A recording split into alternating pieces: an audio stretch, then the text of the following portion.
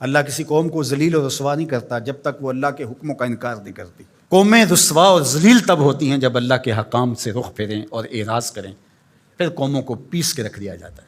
ماضی کے اندر جو قوموں کو عذاب دیے گئے تھے وہ حصی تھے، اور حضور علیہ الصلوۃ والسلام کے بعد جو عذاب آتے ہیں وہ حصی نہیں ہیں، وہ معنوی ہیں۔ ماضی کے اندر جو قوموں کو عذاب دیے گئے، ان پہ پتھر اترے، ان کے اوپر چوہوں کا عذاب آیا، ان کے اوپر مینڈکوں کے عذاب آئے، طوفان آئے، ڈبو دیے گئے، ان کی شکلیں مسخ کر دی گئی، خنزیر اور بندر بنا دیا گیا، مختلف صورتوں میں تبدیل کر دیا گیا۔ لیکن اس امت میں ایسا نہیں ہوگا، مسخ حقیقی نہیں ہوگا، مانوی مسخ ہوگا۔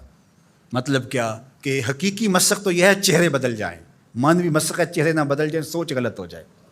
یہ ہے مسخ مانوی، اندر بدل جائے، اور وہ عذاب مانوی ہوگا۔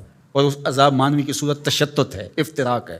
قومیں جب افتراق میں مبتلا ہوتی ہیں تو یہ اللہ تعالیٰ جل شانہ کی ناراضگی کا روپ ہوتا ہے۔ اللہ تعالیٰ جل شانہ جب کسی سے ناراض ہو جاتا ہے تو ایک تو اس قوم سے، سورہ یاسین کا ابتدائیہ دیکھیے، جب حبیب النجار نے آ کے ان 2 فرستادگان کے لیے کہا تھا کہ یہ اللہ کے فرستادہ ہیں اور تم سے مانگتے کچھ نہیں ہیں، اور تم ان کو قتل کے درپے ہو گئے ہو، لیکن انہوں نے حبیب نجار کو بھی دھر لیا، اور پھر نتیجہ کیا ہوا کہ ان کو بھی شہید کر دیا، اور جو فرستادگان الہی آئے تھے، پیغمبر آئے تھے، ان کو بھی شہید کر دیا۔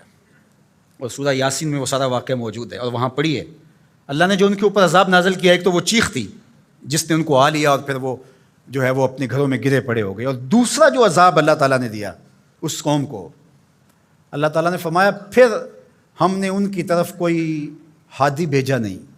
ذرا غور کیجئے، یہ باریک عذاب ہے، یہ مانوی عذاب ہے۔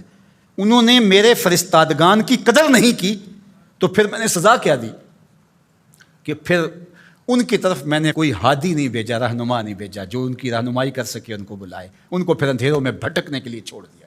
تو یہ بات ذہن میں رکھیے گا، جب قومیں تشدد، ناقدری، اچھے لوگوں کو نظر انداز کرنے کا مزاج پیدا کرتی ہیں تو پھر ان کے اوپر جو عذاب بھیجے جاتے ہیں ان میں سے ایک عذاب کہ پھر وہ حقیقی قیادت سے محروم کر دیے جاتے ہیں۔ آج میرے وطن اور عالم اسلام کی جو حالت ہے، ہم اس وقت قیادت کے اعتبار سے یتیم ہیں۔ یہ الگ بات ہے کہ ہر بندہ دعویٰ کر رہا ہے کہ میں ہی نجات دہندہ اور میں قائد ہوں۔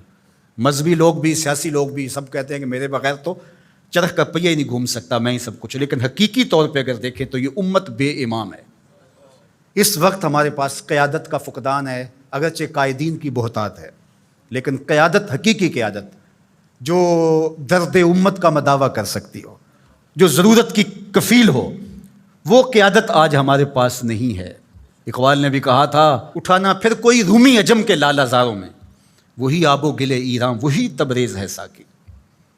اور دوسرے مقام پہ یہاں کے حالات کا، چمن میں رخت گل شبنم سے تر ہے، سمن ہے، سبزہ ہے، باد سحر ہے، مگر ہنگامہ ہو سکتا نہیں گرم، یہاں کا لالہ بے سوز جگر ہے۔